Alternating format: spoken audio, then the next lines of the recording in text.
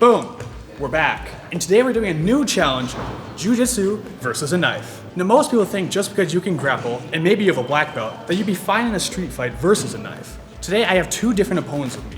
I have Mikey, a male 140-pound blue belt, and Kenzie, a 130-pound female blue belt. If a black belt doesn't have the skills to beat a blue belt in a knife fight, neither do you. Now personally, I don't want my life to end early. So I got some cheap and fake knives from Amazon, and I decided to tape a marker to it so we could see just where I'd be getting stabbed. My goal was to take as little damage as possible and then submit them. But if I got cut up too many times, we'd have to restart. Oh, restart, I suck. Now after a terrible start, we get into the real first round. And as we're starting off, I noticed a problem immediately. If I was ever pushed to the cage, I was toast. The number one strategy to beating a knife is to put on your running shoes, and it wasn't much different here. And the second big issue is that the knife was always in his back hand. Trying to track his wrist so I wouldn't be gutted was extremely difficult. I couldn't pass his guard because I was too focused on his hand. All that he had to do was create space with his legs, then he could get right back to being the aggressor. And unfortunately for me, he was able to pin me against the cage, flay me like a turkey on Thanksgiving, and I was handed my first defeat. I learned very quickly that it's tough to grab someone's wrist when you also be backing up at the same time because you have to create as much space as possible. Then I completely threw the space concept out the window as I shot in for a double leg, donated my kidneys to the black market, and I was handed my second defeat. Staying far away from him was a good idea, but we're in a cage so I can't go too far, but if I close the distance he'll mutilate me. And this puts me in a really tough position. I move in looking for underhooks because they're one of the best grips in grappling, but I have to commit my left hand to monitoring his bicep. If I can keep his arm extended, I won't be slain. But Mikey is able to free himself as I am so focused on protecting my own organs that I can't hang on to him. I figured out quickly that the Russian tie was going to be the best grips to defend myself, but apparently he's some special forces soldier because he was smart enough to switch hands and then attack me. He even pulls me down into his guard so he has free reign over where he can hit me, and he can go for any submission he wants because I'm going to be defensive the whole time. A blue belt triangle isn't that deadly, but a sharp object to my intestine is. I was out there trying my best, trying to create a game plan to at least win once, and the only thing I could think of was to take a few shots and then get in. I was able to use the body lock to bring him against the cage, and now his slashing was a lot less effective. It was at about this time I realized punching him would be really helpful. If I were to add strikes, I could pin down his dangerous arm and use the other hand to be punching him at the same time. And if you didn't know, when somebody has a closed fist over an object, it is very hard to pry their hands open and take it from them. I would have loved to have taken his weapon so I could slay him against the cage, but he shifts the blade to his other hand and now I have to re-establish all my grip fights all over again.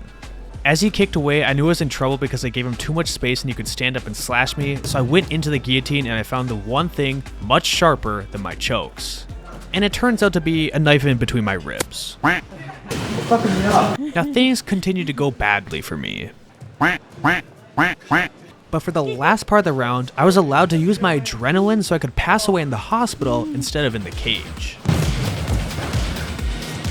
10 seconds. 10 seconds. 10 seconds. Oh, snap.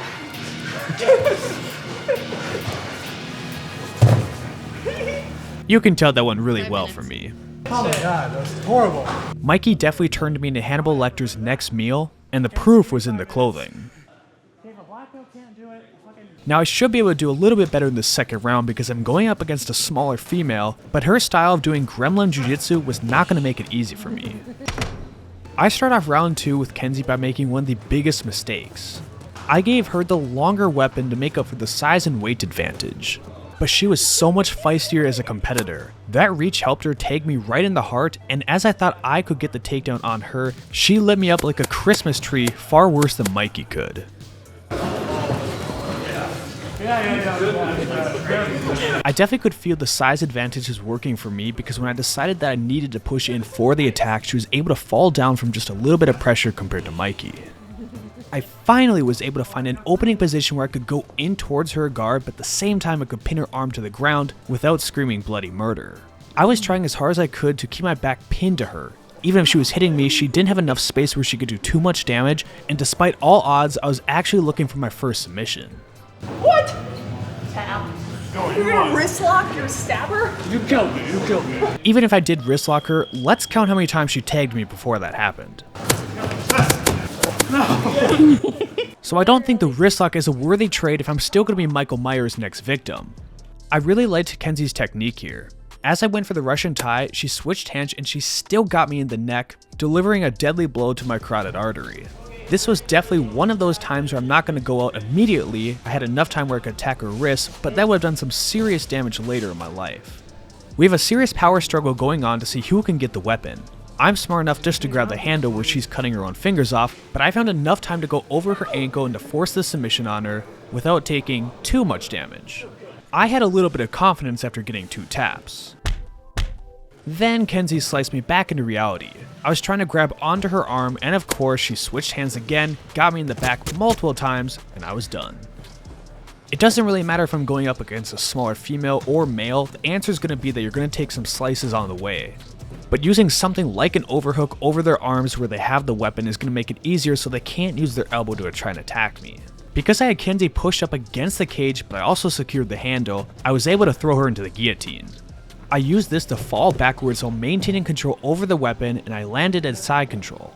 It was just a matter of a few adjustments so I could throw into the cow catcher for the submission, and I think if this were a real life situation, that one would have actually had me living at the end of it. I still wanted to try and finish the round though in a stylish way. I took a few strikes, but I was able to pin her up against the cage and I could monitor her wrist. I was able to rotate her just enough that she lost her balance while I had control over the weapon, and I gave her the Dahmer special. I'm glad I was able to get a few victories over Kenzie, but seriously, I was horrible at this. Even though I trained to have all these grappling skills, it was completely useless when I was going up against a weapon. I had to throw myself into the weirdest positions because I didn't want to give them any space to attack me, but this didn't put me in any spot where I could do damage to them.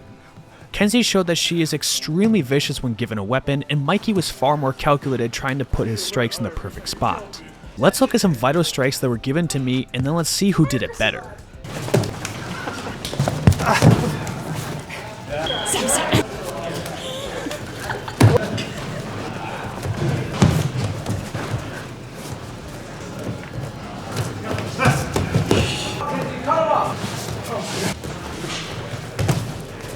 Now Mikey's damage is on the left in red, and Kenzie's is in the orange on the right. Comment below who you think did it better. Mikey was more calculated with the strikes, but Kenzie was ferocious and threw as many as she could. So as you can see, black belt does not get into a knife fight. Even though I have tons of years of grappling experience, there was no way I could beat them, even with their minuscule amount of experience. The grip fighting was impossible to do, the wrestling was even harder, and being able to access the knife when we're on the ground was impossible.